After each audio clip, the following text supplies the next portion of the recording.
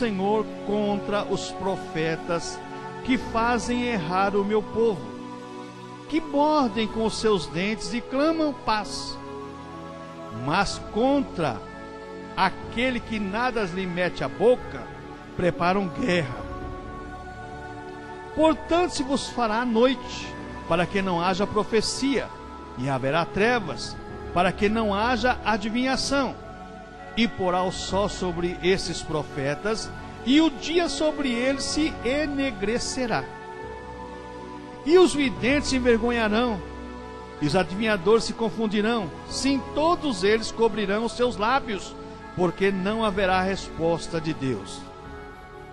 Mas, de certo, eu sou cheio da força do Espírito do Senhor, cheio de juízo e de ânimo, para anunciar a Jacó a sua transgressão e a Israel o seu pecado. Deus, a tua palavra é santa, é bendita e eficaz. Pai, aplica a sua palavra em nossas vidas, em nosso coração. Amém. Irmãos, o profeta Miqueias, ele é portador de várias profecias que já se cumpriram. Outras se cumpriram a primeira parte, e a segunda parte será cumprida no milênio. Se você pegar a primeira profecia do capítulo 1, versículo 3 ao 7, Samaria será transformada num montão de pedras, como diz o versículo 6, se cumpriu quando o reino do norte foi atacado pelos assírios e acabaram com tudo lá. Já está cumprida.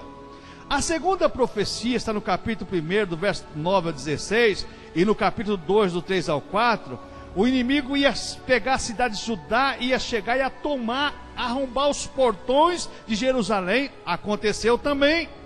Lá está lá em 2 Reis, quando Senaqueribe, rei da Síria, conquistou em 701 a.C., e depois o Senhor entregou nas mãos de Nabucodonosor, que acabou com a cidade. Se cumpriu.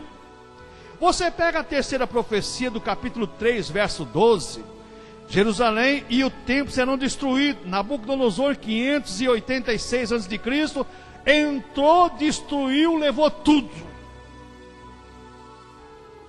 Bom, aí você vai agora para a quarta profecia. Está lá no capítulo 4, versículo 10. Essa profecia, ela é muito importante para nós. Essa profecia, Judá será exilado para a Babilônia, mas depois será liberado pelo Senhor.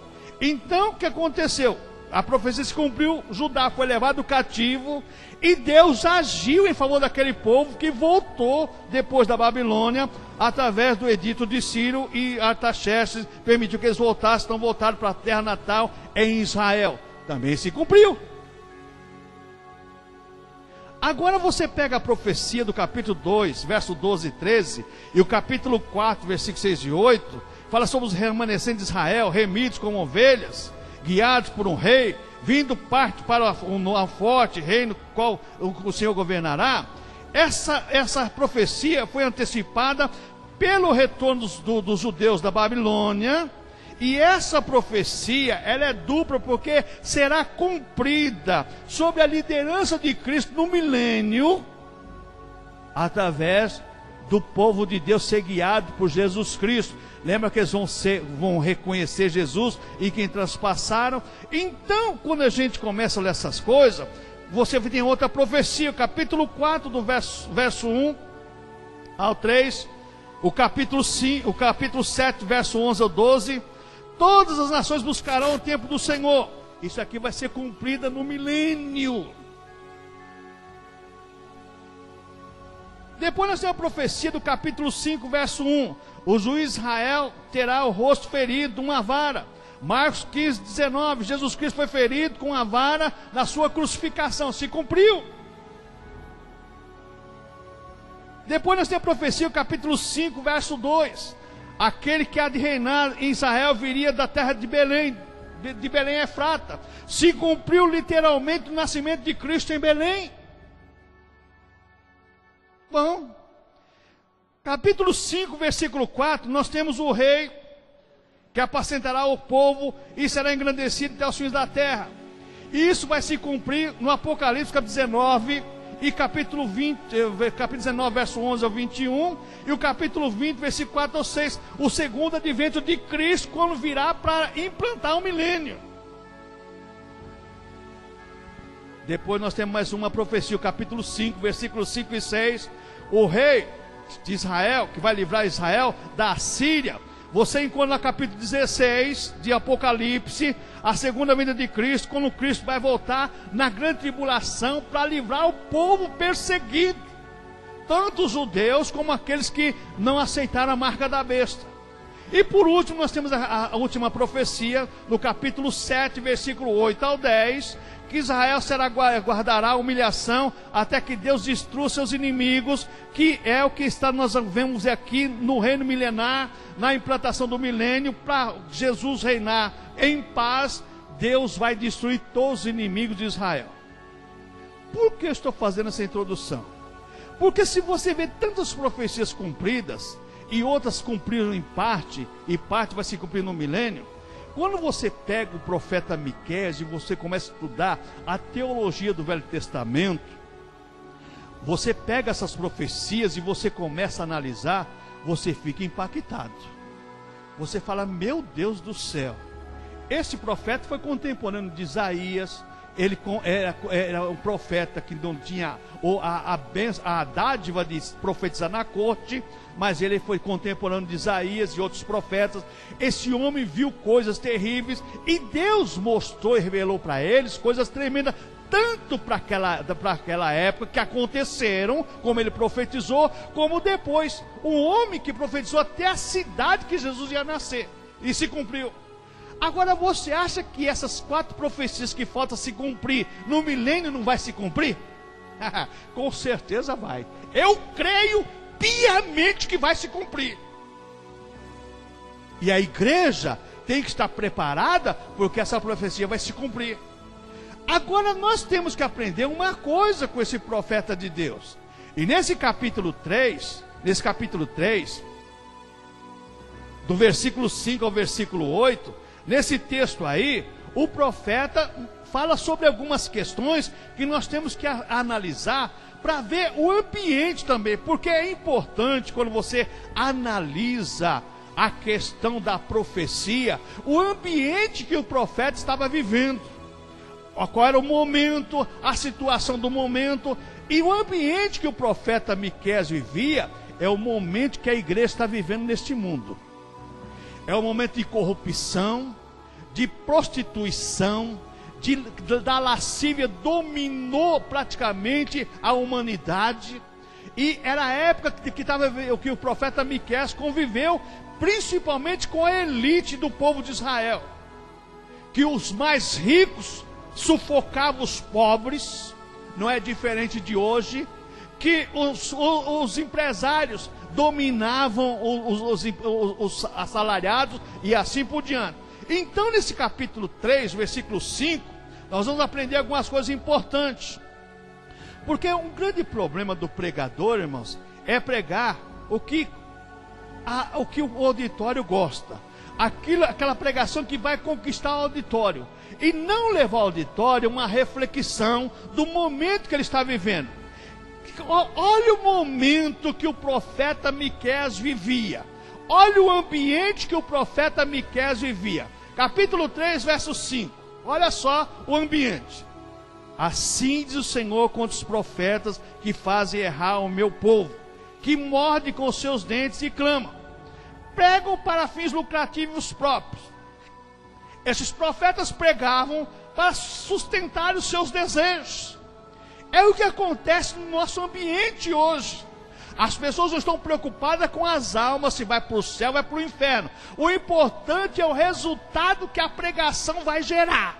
Irmãos, gerar para eles, não para as almas.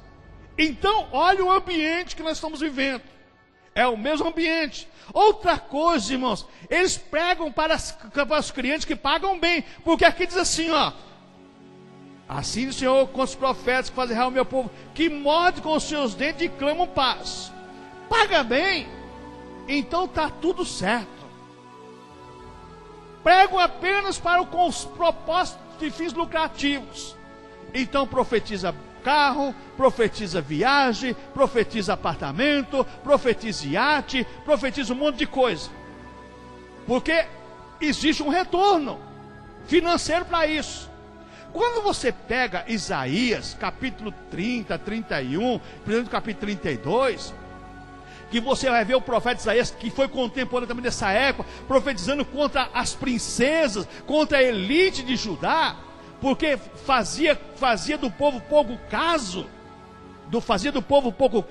você vai encontrar que essa elite gostava dos profetas, que profetizavam a favor do rei, que profetizavam a favor da sociedade. Mas os profetas que profetizavam a verdade contra a sociedade, eram lançados no calabouço, muitos foram mortos, como o profeta Isaías, depois que profetizou no final da sua vida, que o rei Manassés mandou serrar ele no meio.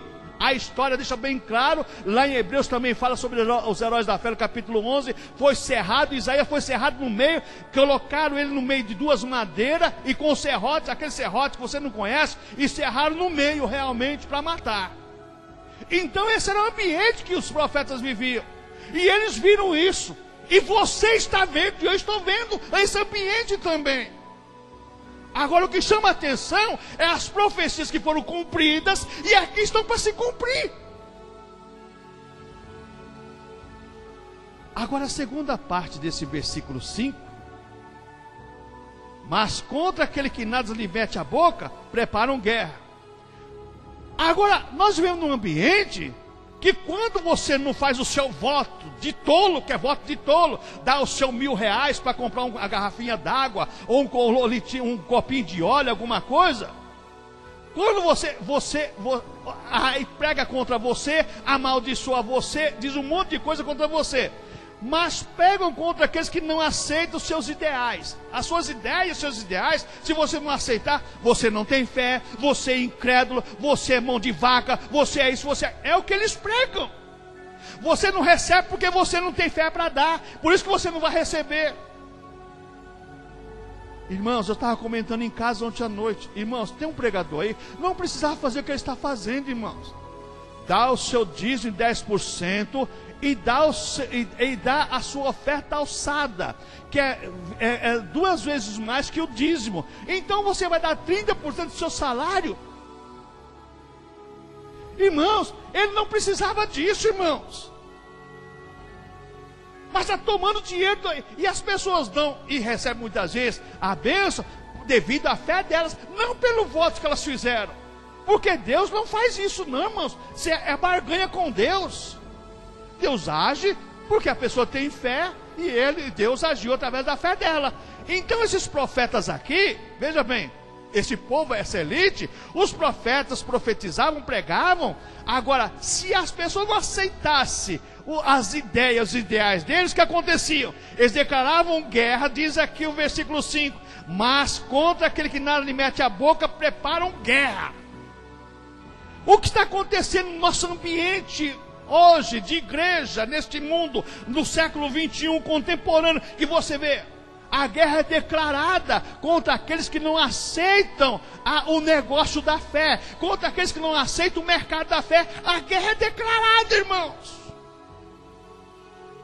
E infelizmente as pessoas estão cegas, porque não conhecem as profecias, não analisam as profecias do Velho Testamento.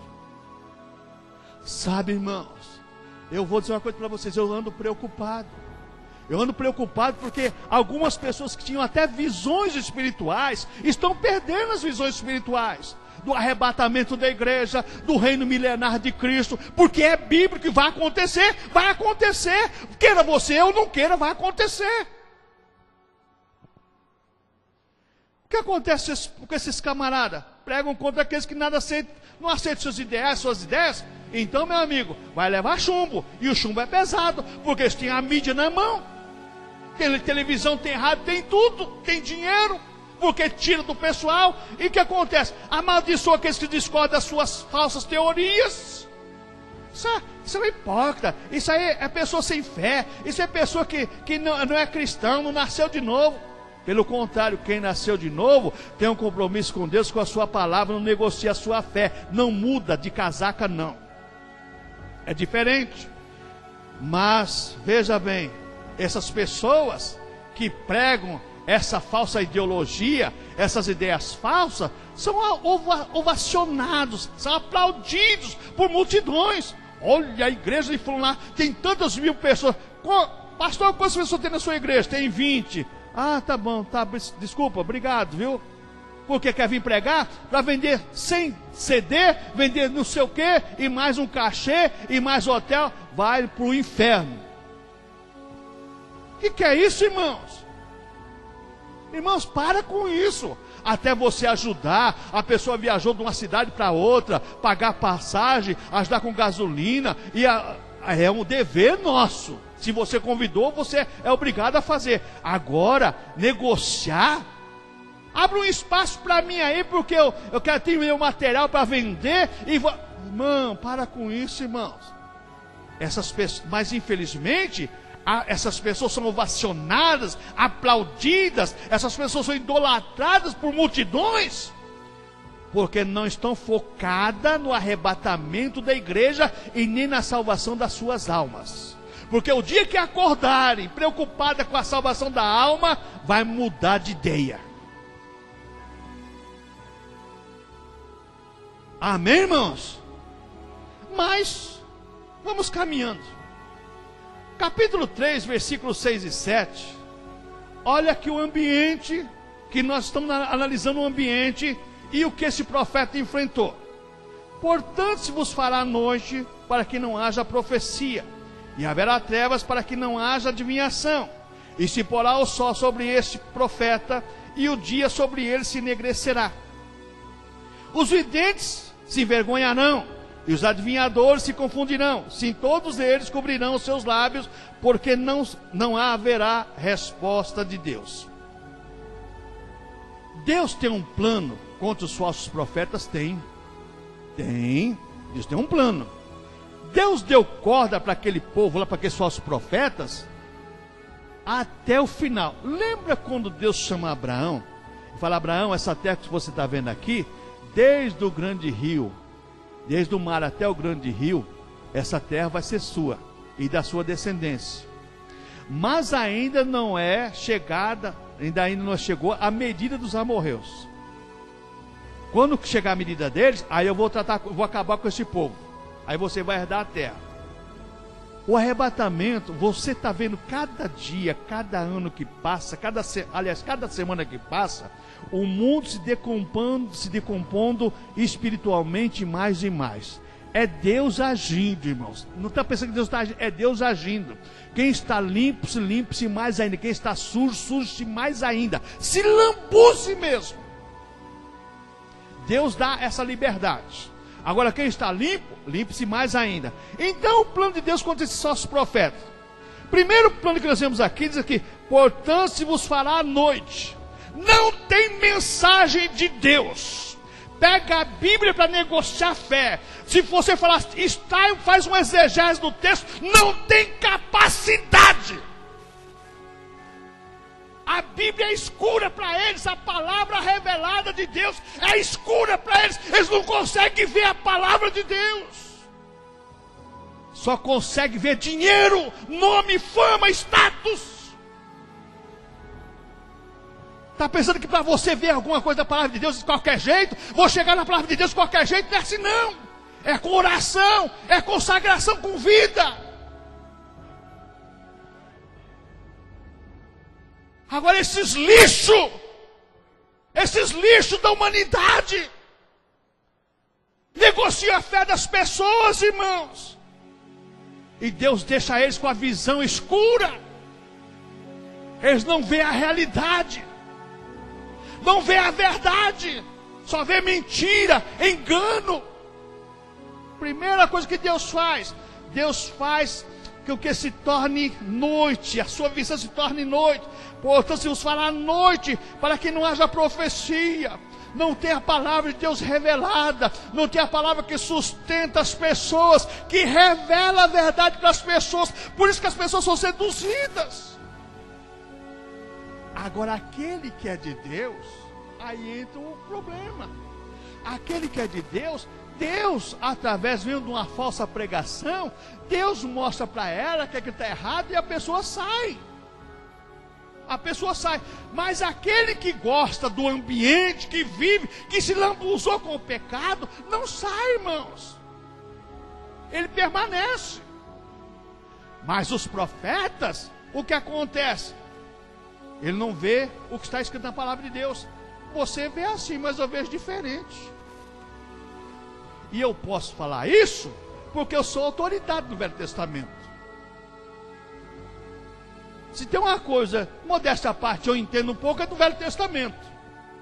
Um pouquinho. Fiz alguns endossos para algumas editoras aí. Eu sei o que eu estou falando. Não estou aqui nem abrindo a boca para falar, não, eu sei o que estou falando. Irmãos, olha o que acontece. Segunda coisa que você vê aqui nesse versículo 6.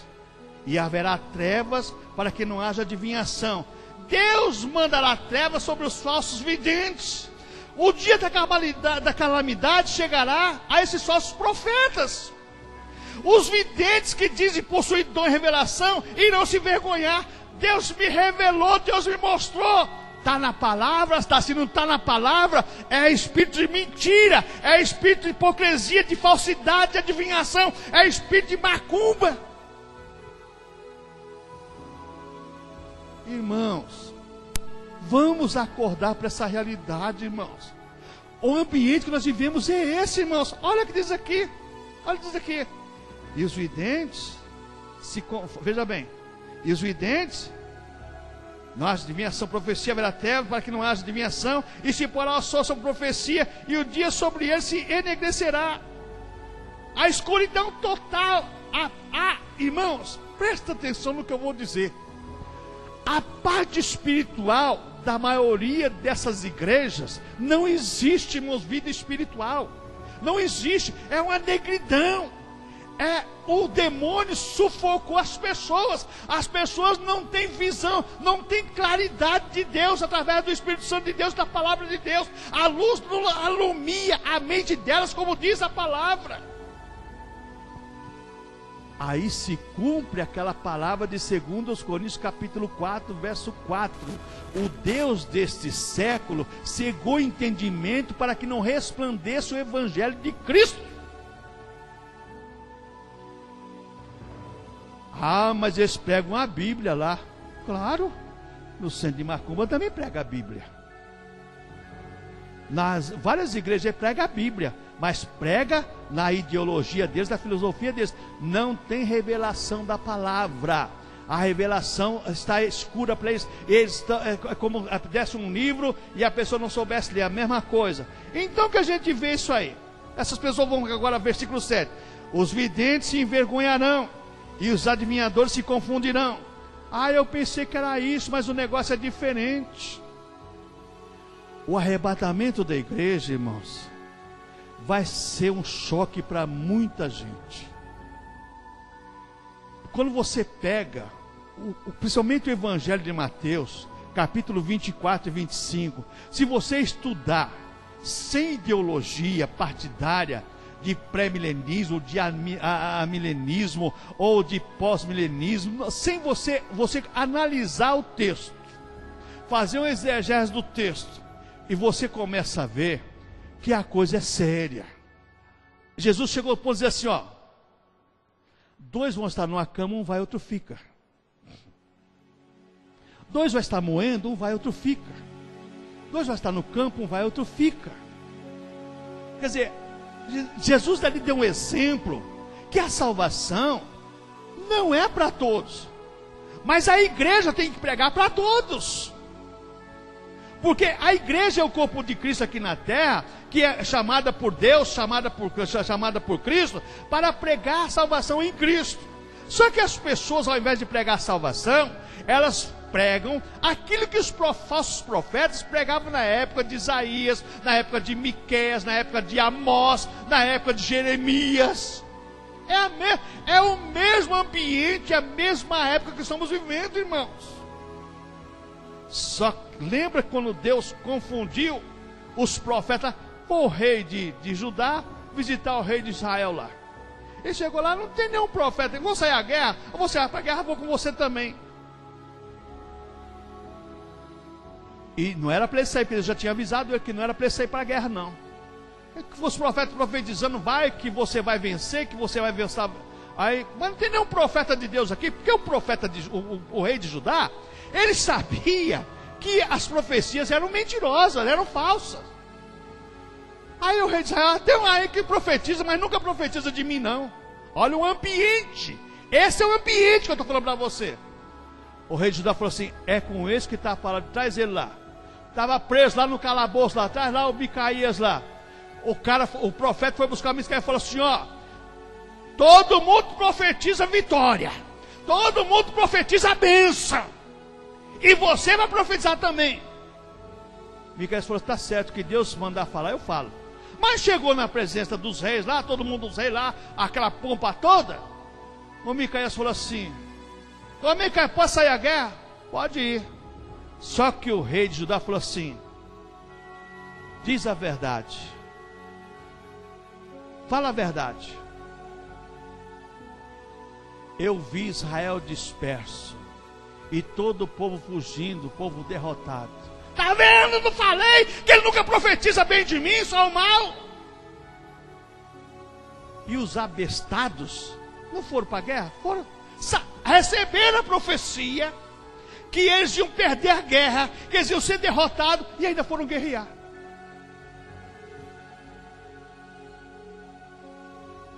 Esse é o perfil de muita gente hoje, e sabe que está sendo enganado, sabe que vai sofrer as consequências, mas permanece no erro. Permanece no erro. E se você vai falar, ninguém tem nada a ver com a minha vida. A minha vida é minha, eu vivo da maneira que eu quero, está certo. Continua assim. Nós estamos esperando o arrebatamento, nós estamos esperando o milênio, nós estamos esperando a volta de Cristo. Continua assim, vive da maneira que você quer. Então esses falsos profetas, a Bíblia fala que, veja bem aqui, ó, os videntes se envergonharão. Porque o vidente era aquele que adivinhava, era o profeta que tem dom de profecia hoje. Vou lá no profeta ver como a minha semana vai ser. Então, ia lá no vidente, lá, levava um presente para o vidente. Lembra que Saul, quando foi visitar Samuel lá, falou para o ajudante dele: mas nós não temos nenhuma oferta, não temos nada para dar para o vidente, que tinha que levar uma oferta. E esse povo aqui, a oferta era gorda. Mesma coisa que esses camaradas hoje, mesma coisa. Se não for oferta gorda, meu amigo, não tem negócio não. Tem até recebemos no Zap há poucos dias aí, um profeta lá profetiza R$50 uma mensagem, não sei para quê, R$100 não sei o quê, e você paga na conta do banco, manda no WhatsApp e ele profetiza para você. Se você pagar R$1.000 é uma mensagem de 5 minutos de profecia. Irmãos, olha o ambiente que nós estamos vivendo, irmãos. Isso é para nós acordar. Não estou criticando, eu estou levando você para o ambiente do profeta, que é o ambiente que você está vivendo e você não acorda. Irmão, nós estamos vivendo isso. E esses homens lá chamados por Deus profetizavam, e os reis e os príncipes, a elite e algo mais, não acredito. Você quer ver um ambiente como era tão corrompido na questão da fé? Lembra o caso do Eliseu quando profetizou que o povo estava comendo esterco de pomba, cabeça de jumento morto lá em Samaria lá? O Eliseu falou assim: amanhã haverá abundância de alimento aqui, amanhã vai ter banquete para todo mundo. O que o capitão falou?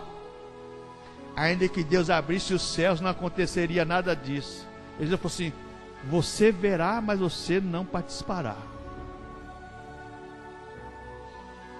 Aconteceu que os 4 leprosos foram lá no arraial dos Assírios. Deus tinha mandado lá um tormento para eles, fugiram, deixaram tudo, voltaram, avisaram. O rei não acreditou na mensagem dos leprosos, mandou o povo ver. Quando o povo voltou, falou assim: não é verdade mesmo. Na mensagem dos leprosos, foram lá, todo mundo correndo com fome, atropelaram o capitão da guarda lá, o porteiro lá, passaram em cima dele, morreu, viu e não comeu. Irmãos, quantas pessoas estão na mesma jeito? Quando ouve uma palavra verdadeira de Deus, a mensagem de Deus, não acredita mais, porque o ambiente está corrompido. O ambiente, o sistema cegou a mente das pessoas. As pessoas não veem mais nada espiritual, só vê as coisas materiais. Testemunho se não tiver carro bonito, se não tiver apartamento bonito, se não tiver empresa, não é testemunho. O testemunho maior é a tua salvação, é o que Deus fez na tua vida. Esse é o maior testemunho. Não é o que nós conquistamos através da nossa fé, mas é o que Deus fez por nós através da nossa fé. Esse é testemunho. Não que não precisamos de coisas, precisamos, mas não estão em primeiro lugar. Em primeiro lugar, o reino de Deus, sua justiça, e demais coisas são acrescentadas. E hoje, como naquela época, o povo não via isso. Primeiro, o sistema cegou as pessoas. Então, veja aqui, os judeus se envergonharão, os adivinhadores se confundirão. Olha, profetizou, não aconteceu, ou você não teve fé, ou senão você se confundiu. Aconteceu sim, que você... Primeira desculpa, como disse o pastor Manuel, a culpa é sua, que você não teve fé. É mais fácil eu ficar isento da minha responsabilidade. Você não teve fé, o problema é seu. Você deu R$1.000, não aconteceu, o problema não é os R$1.000, o problema é que você não teve fé, o problema é seu. Então diz aqui, os videntes se envergonharão, os adivinhadores se confundirão, sim, todos eles cobrirão os seus lábios. O que é esse cobrir os lábios? Os sócios profetas, os sócios pregadores do engano, ficarão de lábios fechados, calados, sem resposta. Não tem resposta de Deus, nem para as pessoas. Aqui inclui aquilo que as pessoas vão ver depois do arrebatamento da igreja. Mas pastor, a igreja foi arrebatada, o senhor não foi? Irmã, a sua igreja foi arrebatada, você não foi? Irmão, a sua igreja foi arrebatada, você não foi? Ficar de boca fechada, isso porque se abrir a boca vai levar a reipa, a Bíblia deixa bem claro isso. A perseguição do anticristo vai ser ferrenha, ou se marca pela besta, ou o couro come. Ó, não, tem profecia aí que nós vamos fazer vitoriosos, tá, sei o quê. Irmãos, eu creio na profecia porque eu tenho o dom. Raramente Deus me usa, mas quando me usa é praticamente instantânea, a coisa se cumpre. Eu quero dizer uma coisa para vocês, esse negócio de profecia, de fila profética, cai fora. Cai fora. Cai fora dessa fila profética aí, que isso é fria. Isso é fria. Não entra nessa não. Então nós vemos aqui agora, as pessoas vão ser confundidas, vão ficar de boca fechada, porque não haverá resposta de Deus. Encerrou o tempo da graça. Acabou a oportunidade. Deus falando para Israel lá, ó, o tempo que eu dei para vocês, chamei vocês, como diz lá em Oséias, com cordas de amor. Eu abracei vocês. Eu falei através dos profetas de madrugada, levantando, chorando. Eu fiz tudo por vocês, mas vocês não ouviram, não deram ouvido. Acabou, após o arrebatamento, acabou a época da graça. A graça de Deus acabou, agora é vida por vida. Você quer ganhar a vida eterna, agora vai depender de você e o couro vai comer. Fome, não tem dinheiro para comprar, se não tiver a marca da besta, não compra. Sede, tem água para beber, mas você não tem a marca da besta, não pode beber água. Passear na multidão sem a marca da besta, você vai sofrer as consequências. Irmãos, a época da graça é a época da oportunidade que nós não merecemos. É a época da oportunidade que nem o ser humano merecia, mas Deus, através da sua infinita graça e misericórdia, como teve por Israel, que várias vezes nesse tempo aqui, várias vezes Deus usou os profetas para Deus agir, para aquele povo ver que Deus amava aquele povo. Lembra quantas vezes Deus mandou anjo, matou exércitos inimigos. Deus mandou anjo e fez o povo correr. Deus fez tanta coisa para aquele povo, mas eles não se arrependeram de coração. Eles não buscavam a Deus como deveriam buscar. É o nosso ambiente hoje, irmãos. As pessoas não buscam a Deus de coração.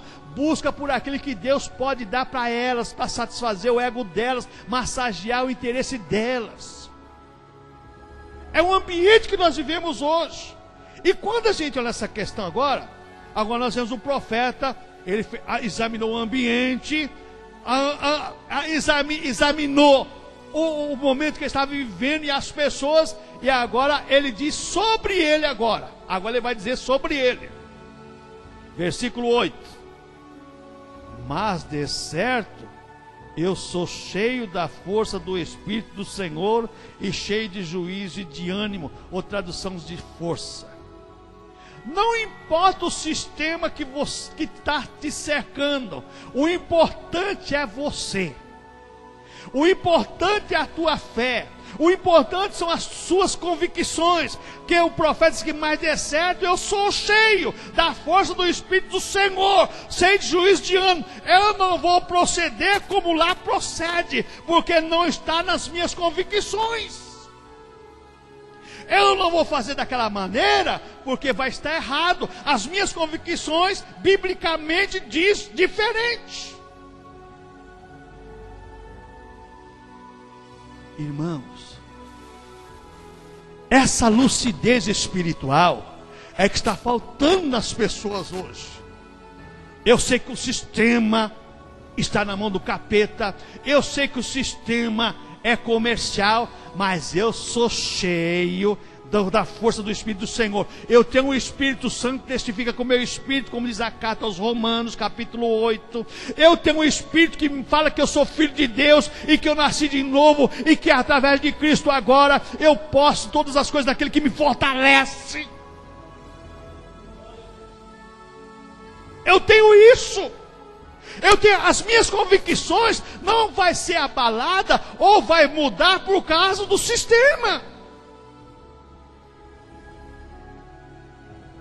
E o profeta Miqueias diz então: sou cheio da força do Espírito do Senhor. Cheio não é opção, cheio é ordem para a igreja. Atos capítulo 1 versículo 8: mas recebereis poder ao descer sobre vós o Espírito Santo, e sereis testemunhas, tanto em Jerusalém, como na Judéia, Samaria, Galiléia, até o confim da terra. Ser cheio do Espírito Santo, irmãos, não é pular, saltitar, não é falar línguas ou profetizar, não. Ser cheio do Espírito Santo são convicções, são lucidez, é equilíbrio emocional e espiritual. Eu estou vendo a coisa errada e discernindo o que é certo e o que é errado. A pessoa cheia do Espírito Santo é que tem luz de Deus para saber: isso é certo, isso aqui é errado. Eu não vou por esse caminho errado, eu vou pelo caminho certo.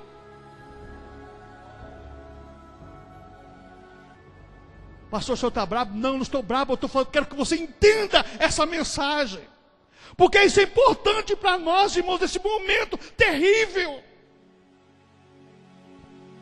Cheio do Espírito Santo é saber que uma hora os céus vão se abrir e a trombeta vai soar e nós vivos seremos transformados, e quem morreu com Cristo vai vir para buscar o seu corpo glorificado e juntos subiremos para encontrar com o Senhor, para vivermos eternamente com Ele.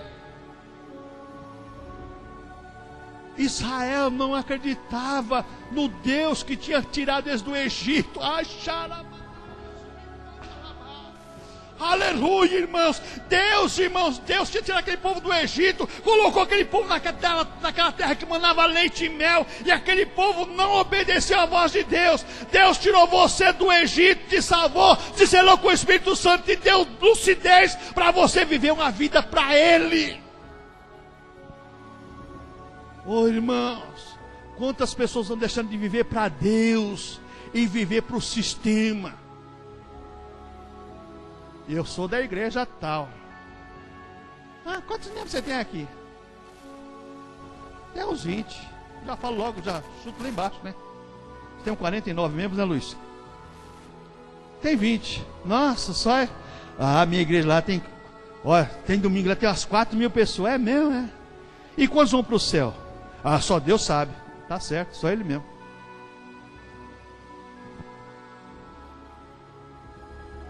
O senhor está julgando? Não, não estou julgando, não. Eu estou te alertando para você não ir para o inferno. Irmãos, olha o ambiente que nós estamos vivendo. É o ambiente, mas o homem quer dizer: eu sou cheio da força do Espírito do Senhor, cheio de juízo e de ânimo. Olha, cheio de juízo, eu sou cheio. Davi, irmãos, lá em 1 Samuel, quando ele foi ungido por Samuel, a Bíblia fala que ficou cheio do Espírito Santo. E Davi fez guerras, enfrentou adversários como o leão, como o urso, como o gigante Golias, e tantos gigantes, e ele venceu todos. Deus te salvou, te deu o Espírito Santo para você vencer as tempestades da vida, as adversidades da vida. Você não está nesse mundo apenas sozinho, não. Deus está com você em qualquer minuto da sua vida. Deus, quando Davi foi ungido do rei, a Bíblia fala que daquele minuto em diante, o Espírito do Senhor se apoderou dele de uma maneira tremenda.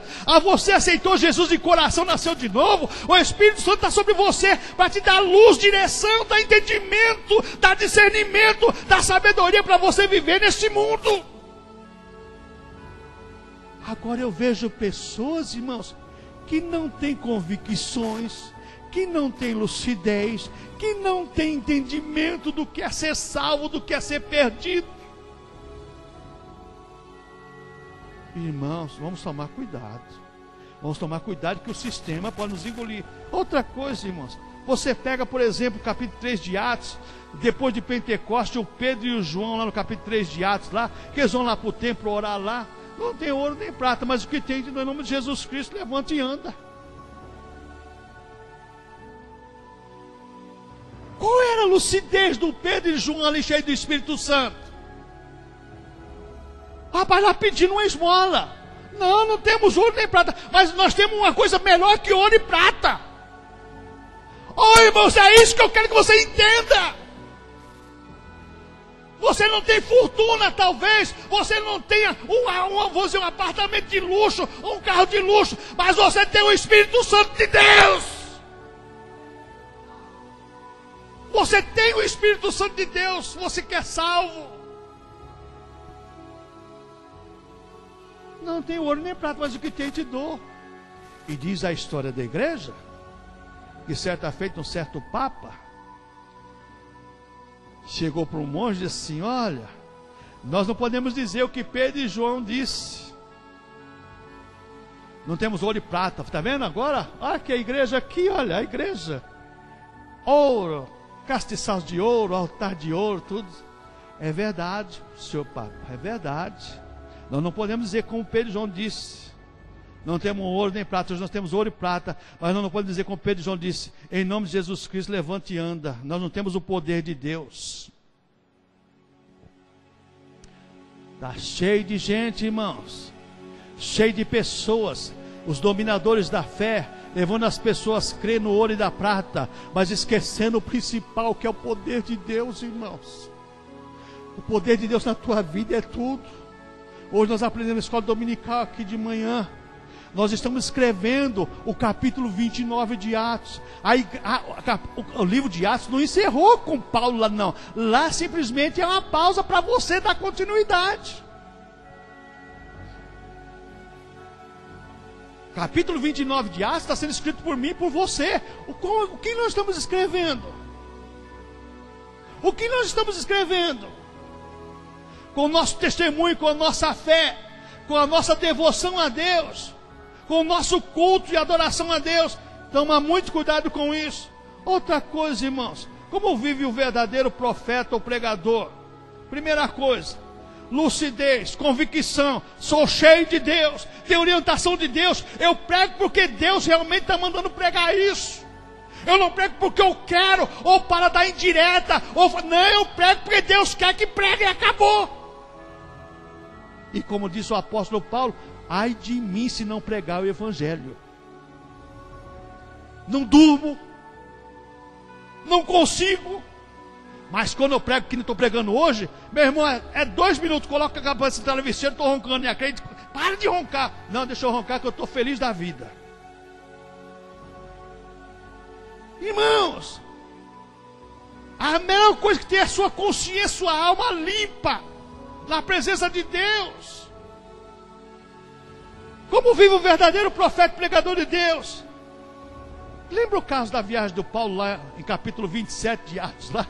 O Paulo lá entra no navio, vai sendo preso lá para ir para Roma, para ser condenado, né? Ficou preso 2 anos, depois foi solto, foi preso de novo. O que não falta é acusador para acusar? Quando você prega a verdade, fala a verdade, o que não vai faltar é gente para te acusar. E quando você defende a verdade, vou te contar uma coisa, o que não falta é acusador. E o Paulo está lá no navio, aquela coisa toda, e a Bíblia fala que ele falou assim, ó, essa noite apareceu um anjo de Deus, falou que não vai morrer ninguém não, pode ficar tranquilo, não vai morrer ninguém não. Come aqui, ninguém queria comer, para come, que ainda vai ser, a viagem vai ser longa ainda. E o único que tinha lucidez de Deus, orientação de Deus, luz de Deus, e iluminação do que Deus ia fazer, era o apóstolo Paulo. Irmãos, você tem que fazer a diferença no ambiente que você está, porque você é a luz de Deus. Mostrar para as pessoas que o sistema está aí, mas tem um Deus que quer salvar as almas que estão perecendo nas garras de Satanás. Ô irmãos, o mundo jaz no maligno, mas nas mãos da igreja Deus colocou esse ministério para nós tirarmos as pessoas das garras de Satanás. Então nós vemos aqui, veja bem, quando você é lúcido, que você é equilibrado, que você tem a direção de Deus, o que acontece? Você vence as adversidades da vida, você combate o bom combate da fé, você tem coragem, você tem ousadia para dizer as verdades e para você viver uma vida, mesmo que com dificuldades. Você tem ousadia de pregar a verdade, de falar a verdade e ter convicções de que você fala. Não importa se você tem dinheiro ou não, o importante é que a sua fé não muda. Irmãos, agora o profeta Miqueias, depois que ele mostra a diferença entre o ambiente e as pessoas que ele vivia e a pessoa dele, ele fala que ele é cheio da força do Espírito do Senhor, cheio de ânimo. Aí ele diz o porquê agora disso. O porquê disso agora? Para, a preposição para indica um fim. Para anunciar a Jacó a sua transgressão e Israel o seu pecado. Pecado e erro não é a mesma coisa. Existe aí até uma definição que diz teológica, mas não é teológica. Porque pecado não é errar o alvo, pecado é muito mais que errar o alvo. Pecado, além de errar o alvo, é fazer a coisa, muitas vezes convicta de maneira errada, com convicções. Pecado é transgressão, muitas vezes deliberada contra Deus. Pecado é transgredir as normativas de Deus. Pecado é fazer tudo aquilo que não agrada a Deus. Pecado é tudo isso. Não é errar o alvo apenas. Eu errei, perdoa, tá certo. Não é só isso não. Pecado vai além disso. Seria tão simples. Pecado é errar o alvo. Eu errei. Sabe, pastor, eu andando aqui, mas não vi a placa, errei, entrei na contramão. Tá bom, é assim não. Pecado é muito mais do que isso. Quantas pessoas aí vivem nesse mundo pecando conscientemente? Vai dizer que quem rouba não sabe que está errado. Quem mente não sabe que está errado. Quem defrauda não sabe que está errado. Quem adultera não sabe que está errado. Sabe o que é o diabo? É a carne. É? Rapaz, está certo. Está certo. Está certo. Colocar a culpa nos outros é fácil. Agora o Miqueias diz assim: para anunciar a Jacó a sua transgressão e a Israel o seu pecado. Eu vou falar tanto para Judá como para Samaria, que eles erram contra Deus, que eles pecam contra Deus deliberadamente, e que eles estão enroscados com as promessas de Deus, e que Deus vai pesar as mãos contra eles, como os profetas pregaram. Os profetas indicavam, Deus falou por Moisés, as bênçãos e as maldições vão acompanhar. Se formos fiéis a Deus, as bênçãos nos seguirão. Se formos infiéis, as pragas vão nos seguir. Se formos fiéis ao Deus que nos salvou, a nossa salvação está nas mãos do Senhor e ninguém vai tirar. Mas se formos infiéis, irmãos, a Bíblia diz que Ele é fiel e justo para até o final. É verdade, Ele é fiel e justo. Só que seja infiel na tua salvação e não valorize a tua salvação, não se conserte, para ver onde você vai parar. Porque tem muita gente usando esse texto fora do contexto. Mesmo nós sermos infiel, Deus permanece fiel até o fim. É verdade, Deus permanece fiel para os fiéis, mas para os infiéis existe uma correção. O povo de Israel não aceitava isso pela verdadeira mensagem, aceitava dos falsos mensageiros. E eu quero que você leia a sua Bíblia e você entenda uma coisa: Deus te chamou para o céu, não chamou para este mundo. Deus chamou você para ser mais um salvo, para viver eternamente com Ele, para ficar livre das mazelas e das misérias deste mundo.